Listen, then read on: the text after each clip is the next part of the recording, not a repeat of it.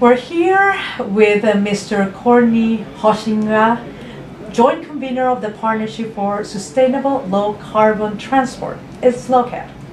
Cornie, what is your vision of the partnership's role in creating a sustainable future? I think that for us in SLoCaT, if we talk about sustainable future, we talk about sustainable future for transport. The SLoCaT partnership was set up something like 3 years ago, 2009, after the COP in Bali. And the idea was like, how do we get a momentum going on transport and climate change? Because we saw that other sectors like energy, forestry, etc., water, had a regional and global mechanism to bring stakeholders together to talk about these issues. And we didn't see that in transport. So that was the starting point when we started in 2009. And I think that in that sense we have made good progress. Now we have agreed on something that what we would like to see come out of Rio for the transport sector is something what we call universal access to clean, safe, affordable transport. So I think that that summarizes the, let's say, the vision that we have from our partnership on sustainable development. Thank you. What do you feel inspires a partnership driver to continue supporting partnerships? Could you clarify what you mean by a driver of a partnership? A driver is a person that believes in partnerships, that supports and commits his or her time to advance partnerships with different stakeholders. So basically you're talking about what drives me in terms of what inspires you, what drives you, what gives you enthusiasm to continue supporting a mechanism, an implementation mechanism that is partnerships. I think like I'm fascinated by the idea like that we say like that the whole is larger than the individual parts. And I think it's clear like that in transport that we have groups who are working on financing, we have groups who are working on policy, we have groups who are working on knowledge and on capacity, but none of them by themselves is able to make a difference. And I think like, yes, I do think like it is a passion from my side to bring these people together.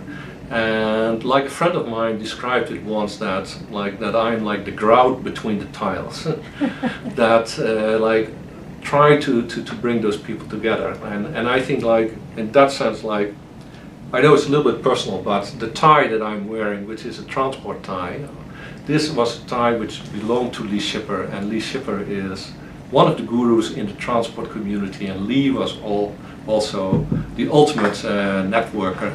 So in that sense, like what I'm trying to do is actually continue the work that Lee started on bringing stakeholders together.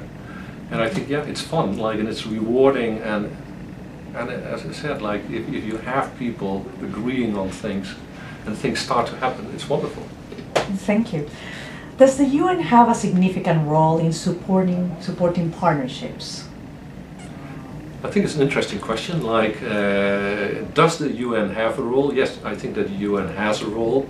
Then the question is, like, does the UN currently, how does the UN implement this role? I think, like, in the SLoCaT partnership, we are very fortunate that our partnership, which is Type 2 partnership, registered after the previous conference in Johannesburg, is actually hosted by UNDESA. And that makes our life a lot easier. And in our case, it has been very successful, like that the UN has helped us to convene the partners. And obviously, if we go to people and say, look, we would like to work with you, and we're doing this through a partnership hosted by the UN, it makes things a lot easier. So in our case, I think that it has been very, very successful. What else can the UN do to enhance partnerships and support partnerships better? Resources. Okay. Money. Like it's clear like that if you are running a partnership that resources play an important role. Obviously it's not just the UN which should be funding these partnerships, like other organizations should do this as well. But I think like that the contribution of the UN is first of all credibility, like by being part of such a regional and global process initiated in these world conferences on sustainable development. I think that this is key. But after that, I think that how do you keep the momentum going after the conferences? I think that is, I think, the challenge where the UN is still also, I think, struggling in finding a way out. And this is also something where I think like that the partnerships need to be in dialogue with the UN how to achieve that. It would be wonderful though, like if there could be some kind of joint fundraising between the UN and the Office on Partnerships and the individual partnerships, so that it's clear to potential funders that this is something which is done under the UN umbrella. What is the future for SLoCaT after Rio Plus 20, Cornie? We are very excited, because we think that that Rio Plus 20 is really a breakthrough for sustainable transport.